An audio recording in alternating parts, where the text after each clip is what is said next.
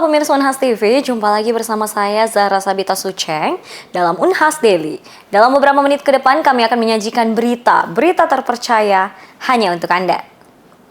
Dalam upaya memperkuat jajaran aparatur sipil negara di Kementerian Kesehatan dengan talenta-talenta terbaik dari kalangan fresh graduate dan alumni, Direktorat Jenderal Pelayanan Kesehatan menggandeng Universitas Hasanuddin Makassar untuk menyelenggarakan seminar umum bertajuk Kemenkes Goes to Campus.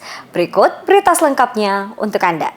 Untuk menarik talenta fresh graduate dan alumni dari berbagai universitas agar menjadi bagian dari ASN Kementerian Kesehatan, Direktorat Jenderal Pelayanan Kesehatan bekerjasama dengan Universitas Hasanuddin Makassar menggelar seminar umum bertajuk Kemenkes Goes to Campus. Acara ini diadakan pada Senin 5 Agustus 2024 di Gedung Auditorium Profesor Andi Amiruddin Fakultas Kedokteran Unhas.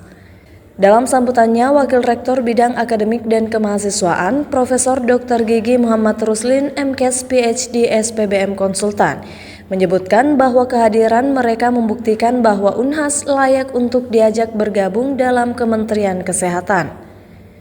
Kegiatan Kemenkes Goes to Campus yang pertama kali diadakan di Unhas ini bertujuan untuk menantang mahasiswa agar siap bergabung dengan Kemenkes.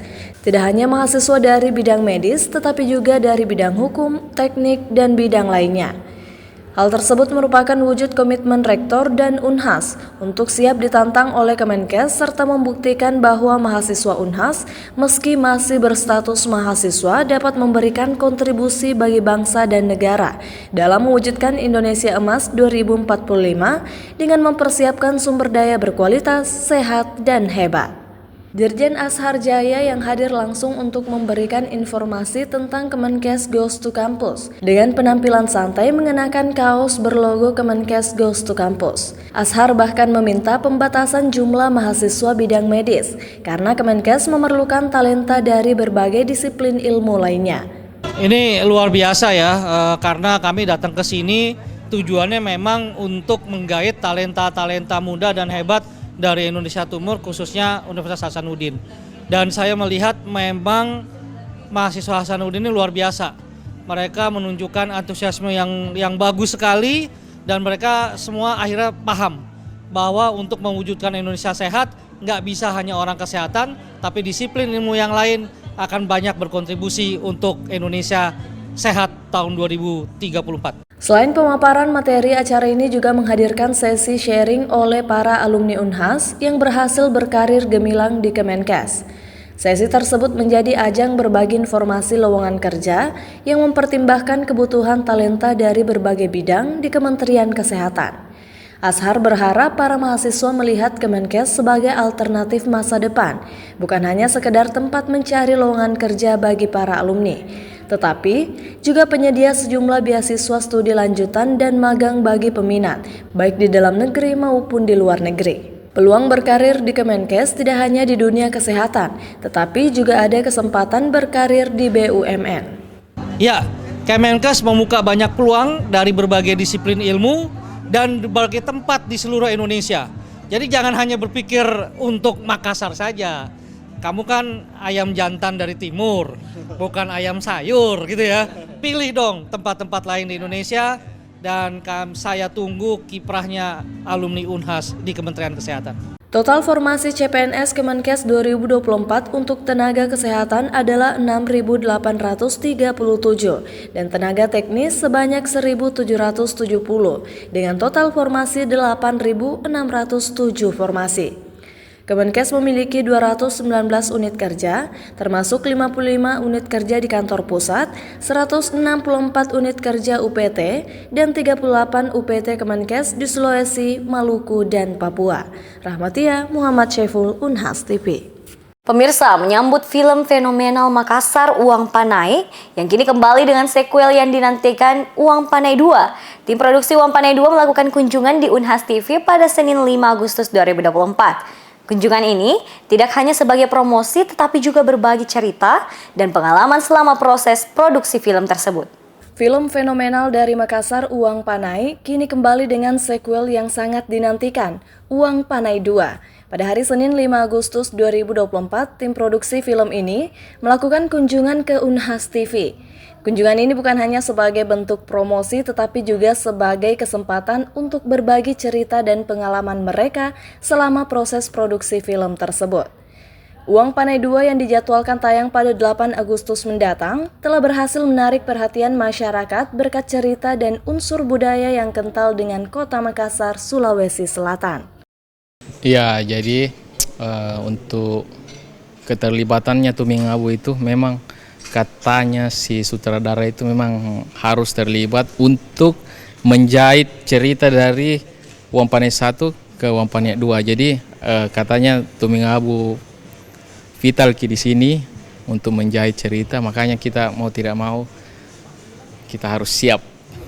Karena kan Finisia juga sudah banyak kerjasama juga sebelumnya, sudah lama dari awal dibangun juga PH-nya itu sama, jadi saling support lah, semangat saling support. Iya, jadi selalu menyenangkan ke Unhas karena ada nostalgia. Saya juga dulu di sini mahasiswa sempat, terus dari dulu itu Unhas selalu support dari film Anak Muda Palsu itu full support 70% lokasinya dulu kita bisa explore di Unhas, kata Ibu Rektor dulu tuh silakan pakai Unhas. Nah itu kayak merasa disupport sekali, dan termasuk ini Unhas TV, jadi saya juga kaget ternyata ada Unhas TV, canggih, baru bukan kaleng-kaleng ada. Maksudnya kayak standar TV itu, waduh, net TV, nakal-nakal net TV kau. Jadi seragam nama mi kok dong, beli kan seragam tuh, PDH-PDH, dalam ini. Oh ada mi, ya nanti proyek dalam apa yang PDH atau baru celana coklat, sepatu boot, kan bagus juga dilihat. Oh di atasnya mi, Tihuan. Pantas ada tadi kula Cornelius di depan. Dalam kesempatan ini hadir langsung pemeran Uang Panai 2 yaitu Tuming dan Melia Sari. Selain itu turut hadir juga Andre Eka Wijaya yang merupakan penata musik dalam film tersebut, serta produser Andi Ashari Arradiri bersama tim produksi lainnya. Proses syuting kita cukup singkat, 25 hari total ya, cuman kan ada beberapa break yang kita sempat bikin karena ada COVID. Jadi kita pada saat kita syuting lagi masa COVID, jadi ada beberapa, itu tantangan terbesar kita karena ada beberapa tim yang terkena, jadi harus break lagi. Jadi sempat terputus 3 atau 4 kali proses syuting itu karena ada yang terkena COVID. Proses casting kita lakukan itu hari di Claro. 2 hari kita lakukan, ya memang agak sulit kita mencari cast, jadinya ada yang kita pakai cast lama, cast yang baru yang kita pakai. Cast lama pun tetap kita casting untuk mencari karakter kesesuaian atau tidak, seperti itu. Nggak ada sih, karena kan kita cari sesuai karakter yang ditulis oleh penulis kita. Tim casting juga yang mencari sesuai dengan apa yang harus mereka visualkan di film, seperti itu. Jadi tidak ada maksudnya kita pilih karena ini karena itu, enggak, karena memang sesuai dengan kebutuhan karakter. Pesan yang kita ingin, pesan moralnya bahwa Uang Panai ini sebenarnya adalah sebuah perjuangan, sebuah tanggung jawab seorang laki-laki, bukan hanya sekedar dinilai dari uang saja, tapi dalam bentuk pertanggungjawaban seorang laki-laki untuk menggapai cita-citanya, seperti itu. Mereka berbagi berbagai informasi menarik mengenai proses pembuatan film, tantangan yang dihadapi, serta bagaimana mereka berusaha menghadirkan keaslian budaya Makassar ke dalam layar lebar. Antusiasme masyarakat terhadap Uang Panai 2 sangat tinggi, mengingat sequel ini melanjutkan kisah yang telah mendapatkan sambutan hangat pada film pertamanya.